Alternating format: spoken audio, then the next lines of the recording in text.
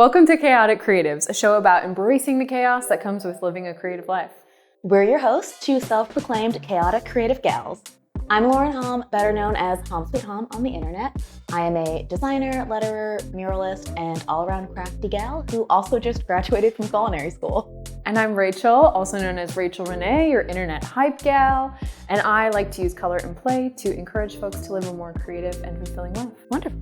Yay. What are we here to talk about today?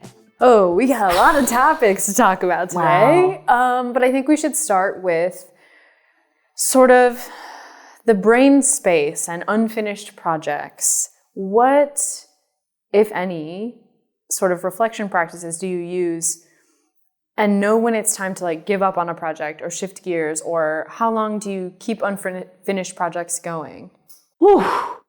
That's 10 questions in Great. one. Amazing. Starting off with the hard-hitting questions. Pick your faves. Well, yeah, we've been talking about, it's spring. First day of spring was a couple days ago. Mm-hmm. Spring cleaning, and how, chaotic creatives almost always are hoarders of art supplies, stuff, but we never really think about it. I rarely think about it in the mental, emotional realm of holding on to things. So for me, I really go off of feel, because you sometimes get a spurt of energy too to do something, and I definitely hold on to physical art supplies for far too long. We were talking about this before we started rolling, but with ideas, there's so many ways to think about it because they technically don't go bad. It's not like paint that can get dried up in a tube, but historically, there has been a kind of golden window of action for me. When I was younger, I would just do it right away. If I had the idea, I would clear my schedule and just do it. But now, as I've accumulated, over the last decade, more and more interests and more hobbies and more stuff, I think it's harder to filter through those. And lately I've been in this kind of pit of having so many Pinterest boards saved and things saved on Instagram, but not making anything. Just spending the morning thinking about what I'm going to make and then feeling so overwhelmed that by the time the afternoon rolls around, I'm just well, I'll do it tomorrow. Totally. So I don't really have an answer. Yeah. And I think it's really interesting because that is one thing I think we talked about in a previous episode that my audience has said to me is I feel overwhelmed and don't know how to take action. Because I think what we tend to do is feel like we need to have a plan. I need this quilt to look like this. Totally. I need this vision to be executed in this way. And I don't know how to get there, so I'm not going to take any steps. And I feel like imperfect action in so many facets of life, whether it's activism, creativity, communication with the people that you love, imperfect action is still helping you learn and making progress toward the goal of ultimately doing the thing. And I think by letting ourselves sort of hoard these ideas and these supplies, are we inhibiting ourselves? Are we taking up too much physical and mental space to be able to come up with new and fresh ideas? And I'm very much the same as you. I have a million art supplies. We talked about seed beads earlier from my earring making class that I took probably 5 years ago and haven't touched. And it's maybe it's time to give some of those supplies to someone else so that someone else can be inspired by them. And then that will also clear physical space for me and mental space. And I'm saying the mental space thing because I'm reading this book right now. I just finished it this morning called 100 Ways to Change Your Life by Liz Moody. And she's talking about kind of offloading all the things that we're just kind of holding on to in our brains and how if we can get it out, we aren't wasting sort of mental energy holding it there so that we don't forget. Oh, I need this to-do list item. Nope, get it out of your brain, put it down, which is also a tactic that my therapist has recommended for ADHD folks. So it's hitting a lot of topics that I'm reading and learning about in my life right now. Yeah, I get that because I've always, when I was younger, I used to think that if I got 500 client projects, it would be the same as getting one $2,500 client project.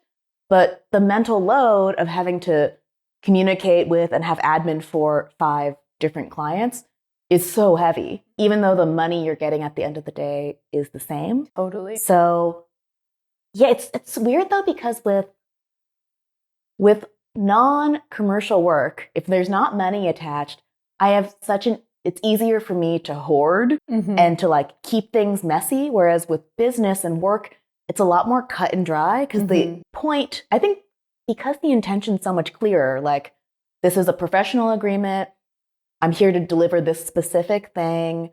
But with personal projects and like hobbies and your own exploration, the boundlessness of it, I find myself getting overwhelmed with quite often. And even though I know that I can just have one focus at a time to get anything done, even if you're just cooking a new recipe, you need to focus on that recipe. But I'm the kind of person who will like start 3 things at once and try to like time it. It's like, okay, I'll let the bread rest, and while the bread is resting, I'll start the other thing, even though I didn't need to start the other thing. Yeah. I think, I wonder, I mean, that's like a tried and true indicator of a chaotic creative is multitasking. It's like optimistic, creative multitasking. Totally. Aspirational multitasking. Yes.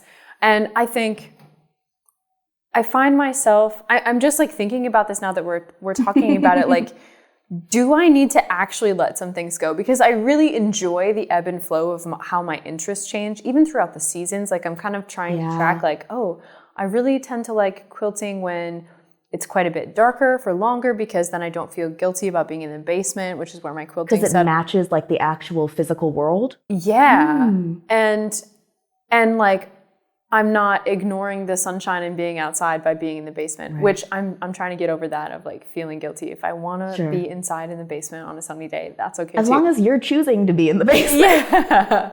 But I think I love thinking about this, especially, spring cleaning time. Is it time to just like truly let some things go so that I can clear out my brain and give space for new inspiration to actually look at those Pinterest boards and take action? I feel like another thing I read recently is like the solution to anxiety or overwhelm in this solution is action. Like we have to start. And it's the advice that everyone gives, even if you're starting a creative business, if you're doing something, and it's the worst advice to receive because you're like, I know I have to start.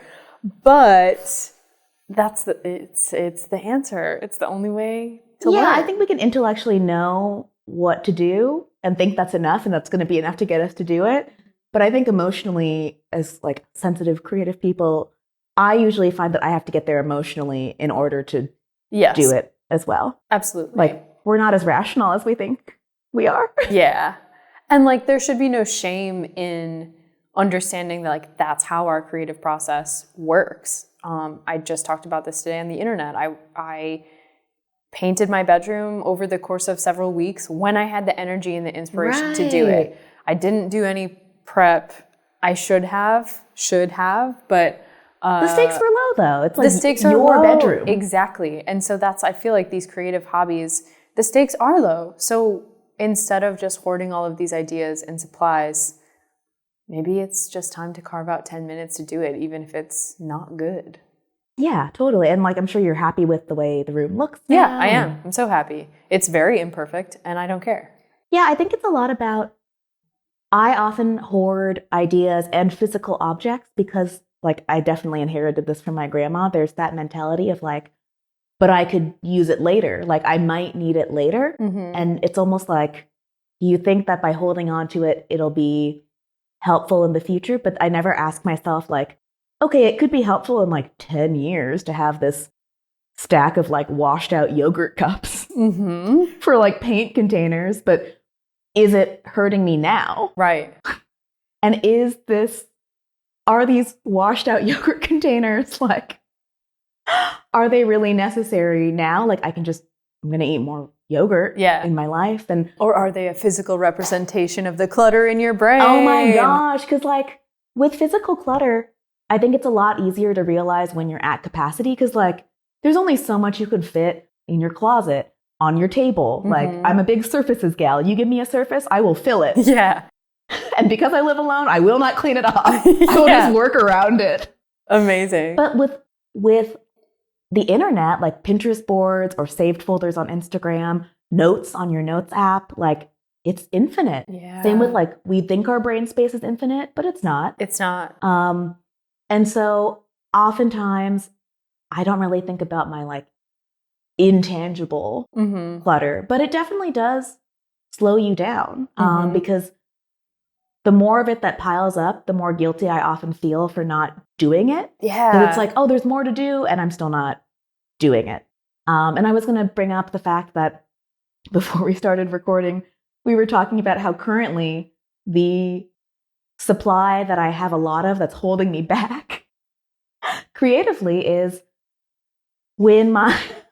This is going to sound so wild for anyone just hearing about this now. You've been hearing about it for a long time. Oh, yeah. I've known you as long as you've had this quantity. I recently, in the last year, like, exited a long-term relationship, and I had bulk bought a lot of our dry goods. So in our, like, non-divorce divorce, we split up our stuff, and I inherited the 10 pounds of almonds that we bought.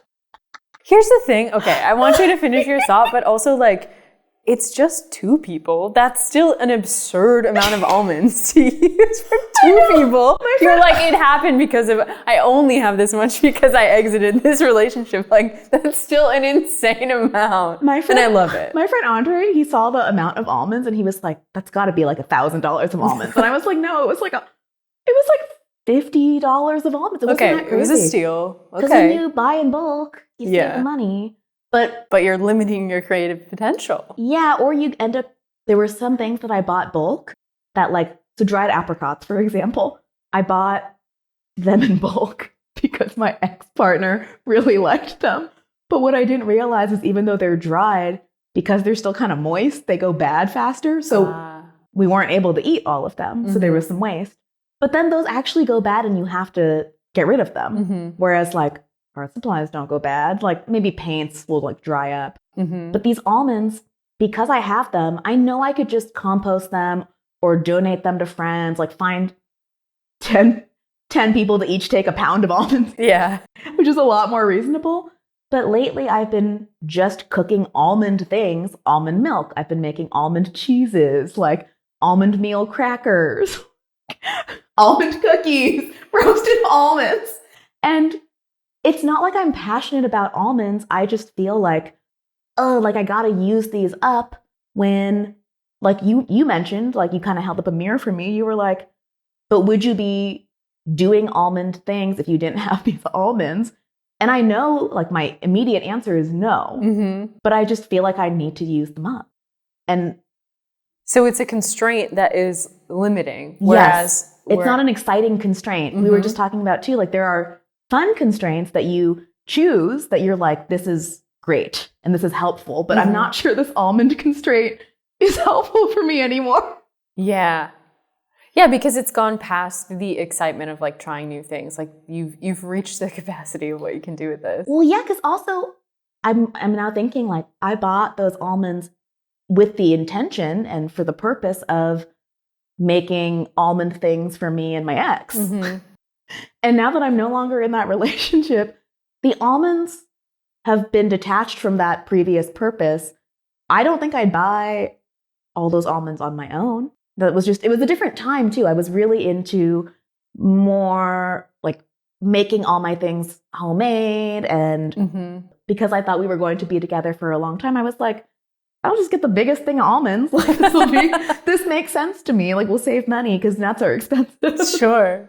But now I have all these almonds. And yeah, they, don't go bad if you keep them in the fridge or in a cool place. But I'm no longer excited by these almonds because I'm in a different stage of my life. And also there's, like, an emotional tie to that relationship not that it ended poorly or anything, but, like, you're still tied. There's the connotation there. Oh yeah. I know we're, like, meaning making creatures, I think particularly creative people get attached to stories for some reason.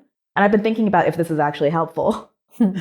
I feel like part of my grieving process is using up all these almonds, like in some symbolic way. Like I will be healed once all of these almonds have been processed instead of just like thrown away.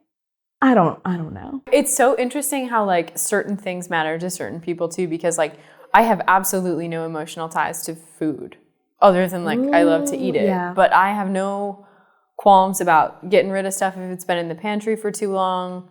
But I save all of my fabric scraps from sewing. Yeah. And I feel like it's kind of the same situation where I'll go in the basement and I like to do sort of ad lib, intuitive quilting where I'm like piecing things together and not really following a pattern. But when I go to decide to make a pattern, or I'm kind of like looking through my quilting books and trying to make a plan because I'm inspired by some colors I have or something, I always start with this scrap pile and I'm like, well, what can I use this for? What can I use this for? And then a lot of times I get frustrated because I can't immediately like see a plan because this scrap pile is sitting there sort of taunting me like, you should use us first before you cut into new fabric. Like your entry point being the scrap pile is holding you back. Yeah, which I could just move the scrap pile, but in my head I know that it is there and I feel guilty cutting into fresh fabric, even though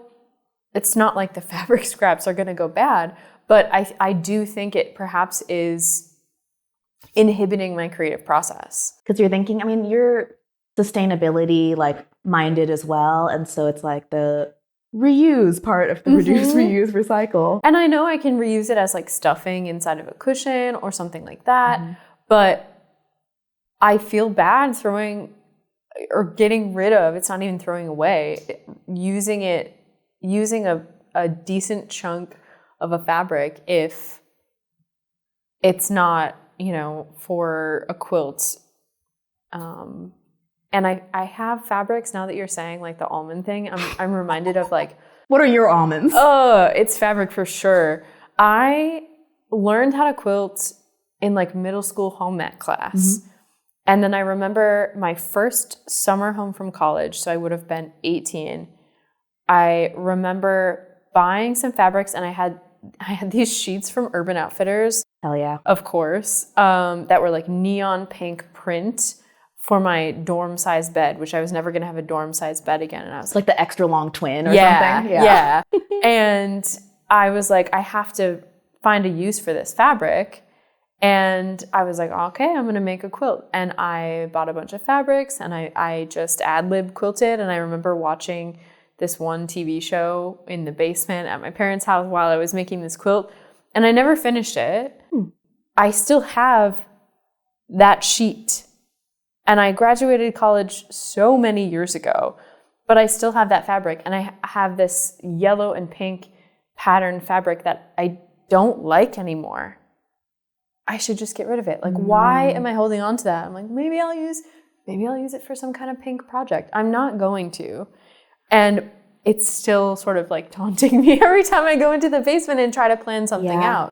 It's just not my style anymore. And it also reminded me of something else that we were talking about before we started recording, of like thinking about sort of the timelines of projects. Like for me, and I want you to answer this question as well, like are there projects that you've had the idea for and then you set aside and then you came back to after you sort of noodled on it and it was better? Because I feel like I set projects aside and if I don't act on them in a certain amount of time, I kind of lose inspiration on it.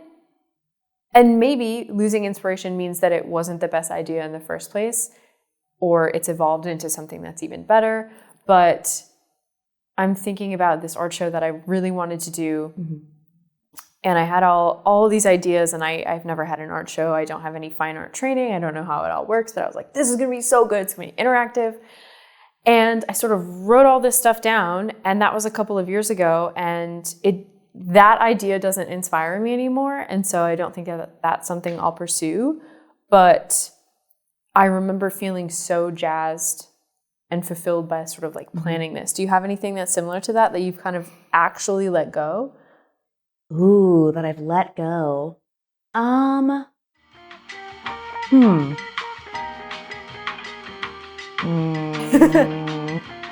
We're sensing a theme. I feel like the art show idea, even though I just said letting it go, it's still on my notes app. I still think about it and how it can actually apply to kind of what I care about and what I'm working on right now. Do you feel like it's still like simmering though? Like you're maybe it is. Maybe curious about that? Yeah, because there are some things where I think you mean, like you were saying, you don't know until you try. And the barrier to entry for some things, like if I want to try a new recipe, I know that's not like a week-long commitment. Sure. Whereas with a creative practice like ceramics, for example, you got to do it for a little bit to really get a feel for it. Or like you said about the bead earring class that you took. And I think a class is a great way to like dip your toes in, like a low stakes kind of way to try it out. But I think there are just some things, it's kind of like with dating, like you can be really excited about someone, but just it's not the right time. Like you're busy with other stuff. You can really only have so many things to focus on at once before you're doing all of them like half-assed. Yeah. And I do think that like our priorities naturally find their place, like depending on what is the most urgent or what you're actually the most drawn towards. And some things need a couple dates to know. Some things need only one to know. Yeah. And I think that's just kind of like, it is what it is. Yeah. I think tying that back to kind of what you said at the beginning, where you said when you were younger, you just had an idea and executed it. Totally. I think as we get older, of course, we have a better understanding of ourselves and what our values are. And so like for me, when I was young and had a lot of energy and time, like I didn't have super deep friendships that I was interested in maintaining. I had like surface level 20-year-old friendships where we, you know, exactly. But I had so much time. I like went to work and then I came home and I just like worked on my little projects. I didn't care about, connecting with community. I didn't care as much about social issues and like learning about them. I didn't really care about personal growth. I had an incredible metabolism, so I didn't really care about if I had to eat takeout every night. Like I loved it. And now I'm like, okay, I'm in touch with my body more, so I'm prioritizing better food, movement, my relationship, sleep, being a part of a community, sleep, absolutely. And so, like you said, the priorities change, the values change. And I think in some cases, as people get older, those sort of responsibilities or things that we feel like we need to care about take over and don't allow that creative practice to kind of still be maintained. So like the true like young, chaotic, creative process that we established, but then coupled with the new, like in your 30s pace and responsibilities and other things being important, that is a painful thing to grapple with, for sure. Because you still have the appetite of your 20s. Totally.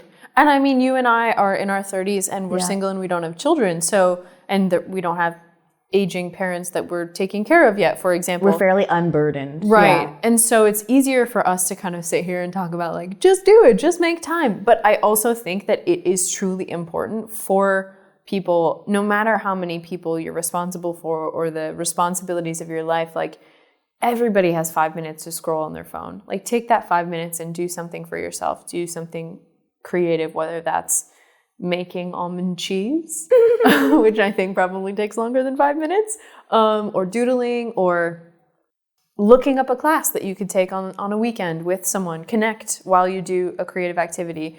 I think it just takes more intention. But if you're overwhelmed, like we tend to be with all of the ideas, how do you move into action, you know? Or when do you know when it's the right time? Because we've also been talking about sort of like the timing of projects, and you referenced a project that has been sitting in the closet for 4 years.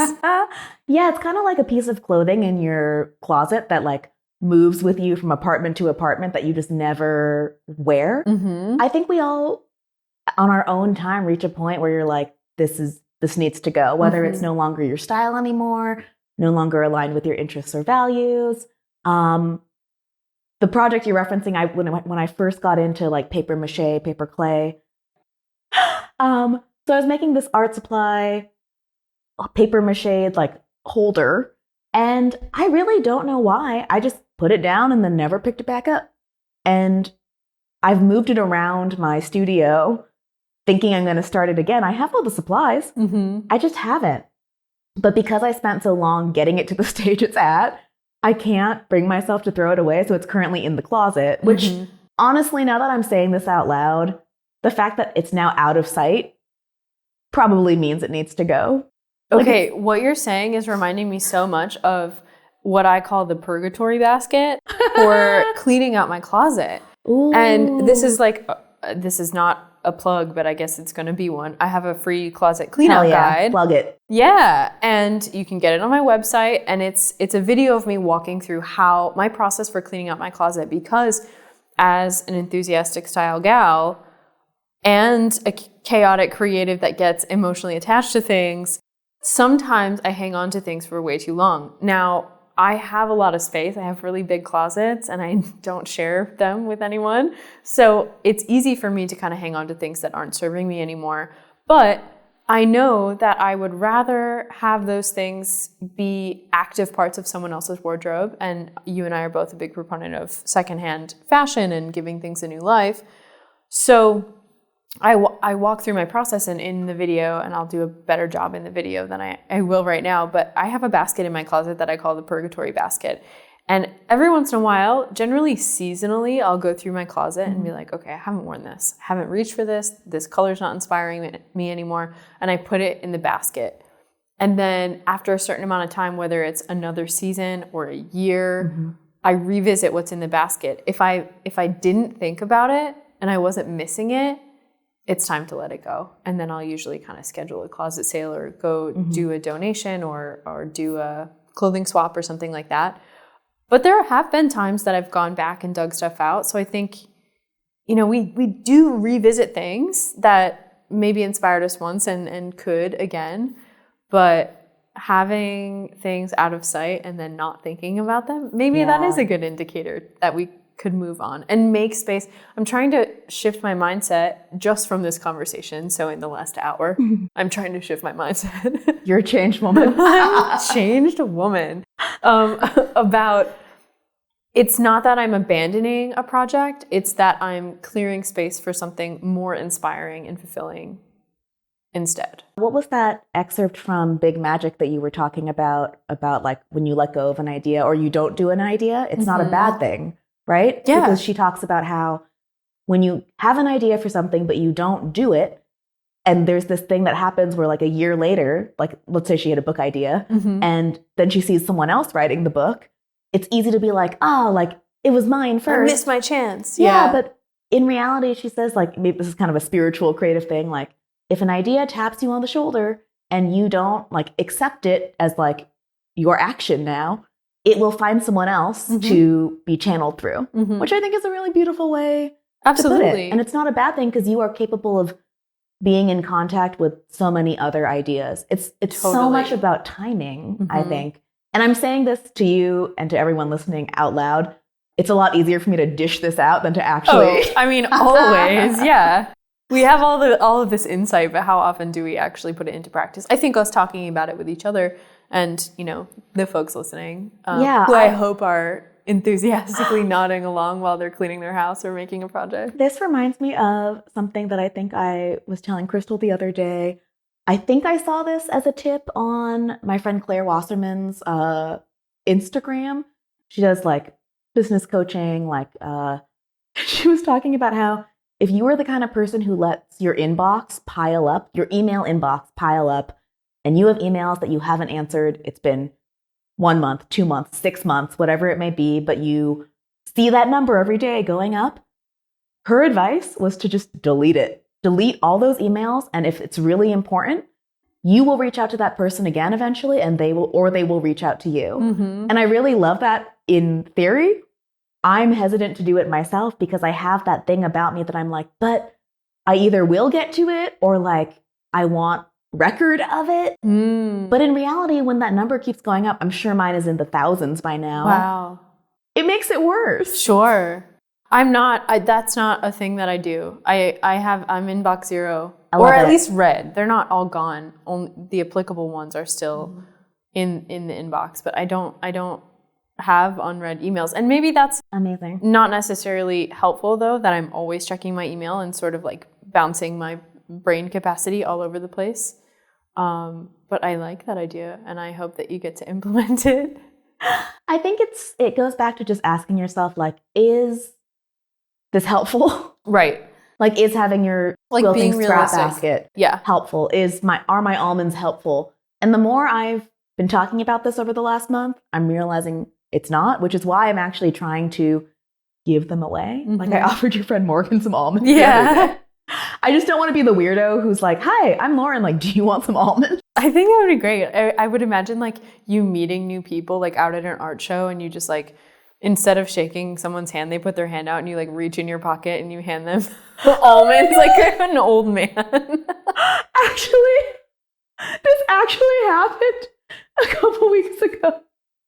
Kristle and I went to the rally downtown for Palestine and she was like, oh, like I haven't eaten lunch yet. Like, cause I asked her, she was driving and I was like, we can go whenever you want. And she's like, I am getting kind of hungry. And I pull out a bag of almonds from my pocket because I was like, in case I get hungry, I should have something. Yeah. And I didn't get hungry, but I was so happy to have been able. What popped into my head when you just described that situation is like the mom that doesn't let their kids get popcorn or a slushie at the movie theater. It's like, we packed almonds from home and that's what you're going to eat at the movie. Am I an almond mom? You're an almond mom. No, I would never. I don't know even what that means, but that's not how I'm going to describe you. Thank you. Yeah. Yeah, if anything, you're an almond giver. You know, sharing the bulk. Yeah. It's abundance of almonds. I bulk bought it with the intention of like, I'm going to go through all these, but then the circumstances changed. Totally. And I think one thing I have to remind myself of is I can always get more almonds later. Even if I gave them all away, like with art supplies, with clothes, like anything, well, even with ideas, anything that we're holding on to and hoarding, we can always, most of the time, we can tap back into that. Sure. Or just acquire it again when we're actually ready. Yeah. And I think naturally, especially with ideas, like they will come back. Like instead of holding on so tightly and using all of this emotional and mental energy to hang on to this thing, even though it's not the right time to work on it, if we can truly let it go or write it down, put it in a Google Doc. Like it doesn't, you don't put have it to. In your pile. You put it in your pile. I'm pointing to a pile of papers that I have on my table right now of just ideas and things I've written down over the years. Yeah. Put it in the pile. Yeah. I think if we can just sort of get it out of our brains and understand that like if it inspired us once, it will likely inspire us again. And maybe we'll be able to execute it actually in a better way with more experience or a different perspective because we tried a new skill or something like that. And I think that kind of ties my train of thought as I'm saying it out loud to something that we talked about a little bit earlier about sort of letting ideas rest, and you pointing to the pile reminded me of your bread rest. Bread rest. You could do a pun with that. I'm on bread rest. Oh, like bed rest. Yeah. Does that mean I was harmed? No, I think it just means that you're in your bread time. I see. I want to be on bread rest, aka lay on the couch all weekend and eat bread. Yeah, because this was the original like concept we were noodling on for this conversation was as a chaotic creative with the like eyes are bigger than your stomach, like energy, like putting too much on your plate. Like I think there's a desire that I have to always be making something. It's like the creative gal version of always be selling. Where it's just like, I feel the urge to be like tinkering at all times, like multitasking. And oftentimes that can get overwhelming. Mm-hmm. And we likened this back to the concept of there are plenty of things that we know if we want to achieve the goal need to rest. Mm-hmm. So like making bread dough, letting the dough rest, it will not rise unless you let it rest. You can't keep working it. You literally push the gas out of the dough if you keep kneading it. And then you'll just have like a dense little lump. But even with like baking, right? I think the analogy that you had told me was it's like baking a cake. You put it in the oven and you don't keep opening the oven to like check if it's done. Otherwise you let all the heat out. Mm-hmm. So there are things in like our real tangible lives that we understand that. But whether it's hubris or optimism, oftentimes think I can do a lot more creatively and cognitively than I actually am physically capable. Well, when I told you that analogy, we were like, well, that's why we cheat with the oven door and the oven light. So you find your creative ways to work around it. The oven light is there so you can check on it without releasing the heat. Yeah. So like what's our version of that creatively? Like how do you check on something without releasing the heat? I think it's understanding and accepting that maybe this isn't a project for right now and it's a project for another time. Mm-hmm. And like, instead of holding on to it so tightly, sort of letting that sit, rest, rise, bake. Yeah, I think you learn by trial and error as you do with cooking and stuff, where you have to kind of get to know your own tendencies and patterns. And like, if you are holding on so tightly to an idea or hammering away at it, and it's not feeling good anymore, or it's not in the place where you want it, like you can put it aside. Totally. And even if you never touch it again, like it wasn't a waste. Right. You learn something. Yeah. And forcing it isn't going to get you anywhere. Yeah. And in terms of letting things rest too, like giving yourself space, I think oftentimes if I'm really struggling with a project or it's feeling hard, switching my brain to something else is helpful, because that's just giving it a rest from that specific topic. Totally. And then if I don't return to it, then like you were saying, maybe it's not meant to be, maybe it's just not the right time. Like there's such a creative pain when you have a great idea, but it's just not the right time. You could be in a really busy season of life and write down or sketch out an idea for something, and the fact that you do not have the capacity to make it is so painful, but it is just part of. Yeah, I mean, like, to tie it back to dating again, you know, I've had that experience where I have gone on dates with people that are incredible and they're pursuing their passions and I'm pursuing mine, and we just don't have capacity to prioritize each other. And it's not that either of us are bad people or that we're not interested in each other. Or compatible. It's just, you could be totally compatible. Absolutely. Just not in this season of life. Yeah. And it's hard to accept because nothing is wrong. And that I think the same thing can be said about a creative project. Like maybe you didn't burn your bread, but that bread isn't a good analogy in this situation. I should not be doing the cooking analogies. That's what we've learned here today. But I'm going to change the subject completely to an analogy that does work for me. Please. So I recently painted my bedroom, as you know. And while you were talking about sort of sitting with an idea, it reminded me that I do this a lot with my home and my like interior design. I do things very slowly because I like to sit in the room and sort of envision like, what do I want this space to look like? And I do use Pinterest a lot for ideas of sort of colorways and how rooms are laid out. And I've done this a lot with my bedroom. It's gone through many, many iterations. And one thing I think that we haven't necessarily touched on, and maybe it's not appropriate for this conversation, but we love to follow the winding path of the convo, is that I find that if I have a really rigid vision and I have the energy to do the project, if I try to get all the way to that rigid vision, I really burn myself out on a project. And so one thing that I'm trying to do lately with my house specifically is like, okay, I have 5 minutes, maybe not 5, let's say a half hour. 300 seconds. I have 300 seconds to get this painting done. But, you know, you could like take the light switch covers off in that 5 minutes. What you have, you're acknowledging your capacity and then basing your action off of your capacity. Totally.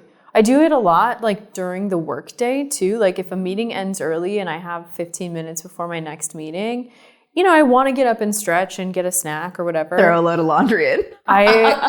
We love to use laundry as a distractor. And that's another thing is like, what are the distractors in your life? Because laundry is definitely one for me, or cleaning. I am also a surface gal, but I like to clean up the surfaces. And I feel like I will almost always think like, okay, I can't start this creative project until the house is clean. And I'm, again, trying to get out of that mindset. But you're saying if a meeting ends early, then you will get up and do something? Yeah. So like if sometimes it's throwing a load of laundry in, but if I'm working on something, like if I'm really jazzed about a sewing project, sewing is so great. And we talked about this the other night at dinner. You can kind of stop whenever and just like pretty quickly pick back up. Yeah. And there are a lot of different steps in making a quilt and a garment that are good sort of stopping points, but you don't have to stop there. So sometimes if I have 10 minutes, I'll go run downstairs and sew a few blocks together. And you actually get so much further than you think. I had 20 minutes the other day and I sewed 9 blocks together and ironed it and like finished a huge section of my quilt. And it felt really good. And it was just the reminder I needed that you can do a lot in 20 minutes. And you also don't have to start a project and finish it in one go, which is a hard thing for me to grapple with because I want to hyperfixate, abandon everything, and just do a project for 10 hours. Yeah, because it's not really realistic for a lot of us to be able to sit down and finish a project from start to finish in one session. And I think acknowledging the limitations of like your bandwidth for the day, because it's not like, well, okay, as a freelancer, this is where it's a pitfall for me, because sometimes if I don't have meetings or deadlines, I can clear my day and hyperfixate and really go in, but that is rare, I would say. I completely lost my train of thought. I had something insightful to say.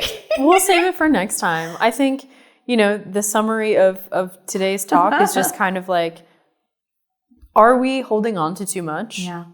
Are we, whether that's physically or emotionally with ideas, it's okay to let ideas sort of simmer and evolve in our brains, but maybe there is a good reflection practice that we could think about to kind of like, am I ever actually going to get back to this, or can I clear this space? Yeah, like zooming out a little bit and taking stock or inventory of what's going on. Because, that's what I was going to say of oftentimes it's easy to be like, if you only have 15 minutes, 10 minutes, you're like, well, I can't get in it. Like, I can't do the full project, so I may as well not do it at all. But then you have all those increments of time that are kind of going by the wayside. I think making it a little bit lower stakes for yourself. Whether it is, again, recognizing your capacity and being like, okay, I'll nudge this along. And like, all I'm expecting of myself is the nudge. Because if we set the bar at completion, it is a daunting bar and you'll probably never reach it. And sometimes for me too, when I have that like backlog of ideas, things I want to make, but I'm stuck in inaction, I will choose, like, sometimes you need a quick win. And if you only have an hour or two that weekend, like, you're probably not building a kitchen table. Like, that project is not getting done in the time you have between like your kids' soccer practice and like your in-laws coming over for dinner. Totally. But if you know you have 2 hours, instead of, again, biting off more than you can chew, like a kitchen table project, you could do something small. Like, what on your list can actually get done in those 2 hours? Oftentimes when I don't have the time to set up or start or nudge along a bigger creative project, I will look for like a recipe that I wanted to try. Like, I've been wanting to make butter cookies, like those pipeable ones, since November. And I just made them 2 weeks ago. It's been on my list. Amazing. But I finally had like the right time aligned. It was a weekend. And I got one thing off of my creative list and it felt really good because oftentimes completing that one creative task or like getting that satisfaction of like I did do it from start to finish because it was a smaller bite. Yeah. Is enough to get me motivated of like, well, I can tackle something else on that list. Yeah. It is kind of a domino effect. Whereas the longer I wait, we've talked about this so much, the longer you wait, like the antithesis or the solution to anxiety is action. Truly. And if that sounds daunting or like bullshit advice, because you're like, duh, I know. Do the smallest thing. Absolutely. Smallest thing. Yeah. And this is why I make these playlists of things, because sometimes you have those 2 hours and you're like, oh my gosh, I have a million ideas. What could I possibly do? I'm going to think about what I want to do for 90 minutes and only have 30 minutes And then left. I'm going to panic and shame myself and into thinking I didn't get anything done. Yeah. So I make these playlists, which are just literally to-do lists of only play activities. Love and it. you could do that with just your creative projects, but I like to include sort of like beyond just creativity, although I think play is creativity. Because I have literally done this where I'm like, oh, my plans got canceled, which I love when that happens. I have time now. What do I want to do? And go look at the list. Oh, I said I wanted to make scrunchies. Like, I should just make a couple of scrunchies. And then that, like you said, might snowball into like, oh, I'm excited about this fabric. Maybe it could be incorporated into this. Or maybe I'm just listening to an audiobook while I sew. Like, doing a small thing on your list, having a list to reference. Yep. Like getting it out of your brain, a physical onto list, whether paper, it's or in a note. I guess in a note. The one that's pinned, at least. Yeah. Top of your lists of notes, because having something to reference and sort of take that decision paralysis out of the picture with a list is super helpful. Ooh, this reminds me of. I know we need to wrap up, but I'll need to actually put in the show notes where the study was conducted, but a lot of people will reference this. Choice paralysis. They did a study where they put out like a free sample table at a grocery store where they gave people like a couple jams to choose from in one case. And then in the next case, they did like 16 different jams to choose from. And the table that had fewer options ended up resulting in more sales because you're presented with, even if there were 16 flavors on the shelf, you are presented just with a couple. Yeah. And it's less of a mental load to carry. Yeah. When you're like, oh, strawberry, blackberry, blueberry. Yeah. Cool. Whereas no one's going to sample 16 jams. Right. And you would feel that I would feel bad asking to try each one to be sure. Totally. And so, to the point we were making earlier, like if and when that to-do list of like, or even playlist or like creative wants list, whatever yours is titled, I think that it's good to take inventory of that once in a while. The same way we go through our closets every spring or whatnot. Yeah. It is good to take inventory and cross off the things that are no longer aligned because, as we know as chaotic creatives, things can stay on that list for years, maybe even decades. And it's taking up energy. Yeah. And because, I changed so much year to year, likely the things that were on that list 4 or 5 years ago, I'm no longer interested in. Yeah. Or maybe when taking inventory of that list, your now brain can look at the old idea and put your own, like you're seeing it through new eyes. Yeah, it's maybe evolving. There's another way to spin it, or it's almost like past you communicating with current you. Like when I read through my old notes, I'm like, wow, 28-year-old me wrote that. Yeah. Yeah, and it feels fun. Yeah, it is, because it's like the things that also it's a lovely practice to look back and reflect on, because things that you thought maybe you couldn't accomplish, maybe you've done them, or things that you thought were insightful and sort of far-reaching as far as ideas, maybe you've implemented them, and they're like that sort of mindset is part of your daily practice. I think reflecting back is a lovely time. And I also think clearing stuff out of that list. Like when you were talking about going through and what you had as ideas 10 years ago, I have had Pinterest for 10 years. So like I have a projects folder and I'm like, I would never make this but there's not a quick delete on Pinterest. You have to like go and do edit and then delete from this board. So I haven't deleted them, but I'm inspired to do that now because I want to just clear this. I should just start fresh from Pinterest, honestly, but I have so much history there. I can't. Yeah. Ooh, just make a new account. Yeah, have separate accounts. With our new email address. Yeah.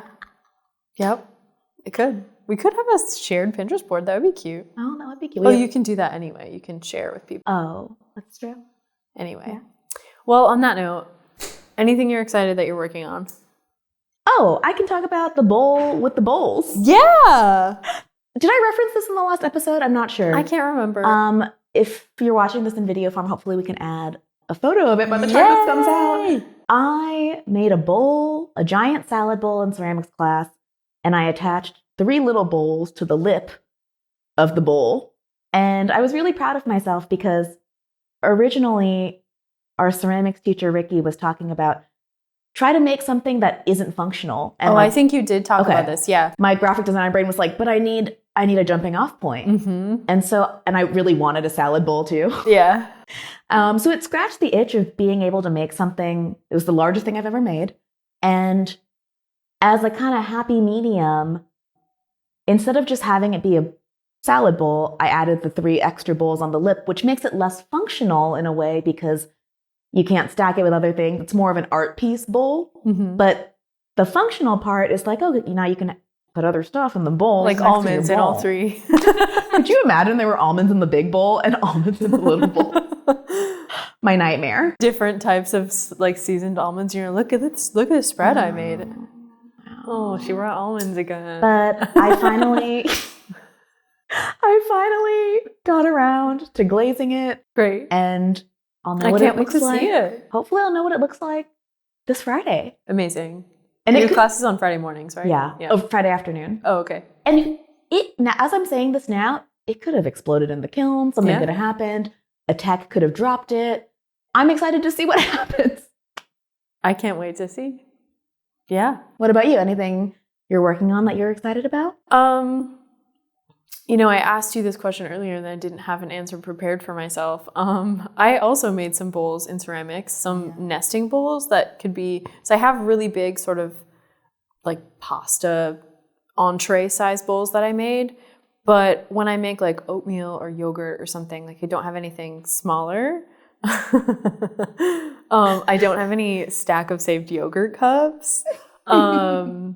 And I buy it in bulk at Costco, so I gotta scoop it out. I'm not like eating out of the massive. That's the move, is like when you have a single person household and a Costco membership. Oh yeah. Ultimate chaotic creative. Truly. The amount of stuff I buy for one person. I know. It's not 10 pounds of almonds, so let's not lump me in with you. Years ago, you texted me and you were like, do you want a log of mozzarella? I just brought a log of goat cheese to a birthday party because I had bought one and I was like, I'm not going to eat this before it expires. I feel like there's a metaphor here about why community is also important to help share some of the load of like, I have too much. What do you need? Yeah. Lovely. So I'm excited about those bowls and nice.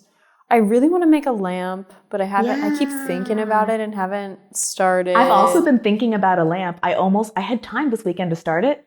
I didn't do it. And it's not a ceramic lamp. It's like a paper mache lamp. So 2.5 years ago, I bought a bunch of like pendant lights, just like a socket on a long cord with the intention to make some kind of apparatus to then make a lamp. Never used it. Mm-hmm. And now I'm starting to think about it because I recently saw a really cute wall lamp, like a sconce, a corded sconce. And I started planning it in my mind, scrolling Pinterest. And I told myself, okay, now sketch it out. And then I didn't. And now it's been like lingering. Yeah. So I think I'm going to have to get it out this weekend. I feel like that is the sign that it's time to get the idea out, when it's like truly lingering and a lot of things are reminding you that it's time to get it out of your brain. It's either like you either have to do it or like table it. Yeah, completely. Yeah. Like getting it out means getting it out like through your hands or just getting it out of there. Documenting the idea and moving on. Mm-hmm. Yeah. Cool. Yeah. Great. Well, in our next episode or in the future, we should have a we should film ourselves eating out of our bowls that we're talking about. Yes, absolutely. I'll bring all 5 of them and just like place them on my lap. I'll have mine filled with almonds. Great. You can toss almonds at me.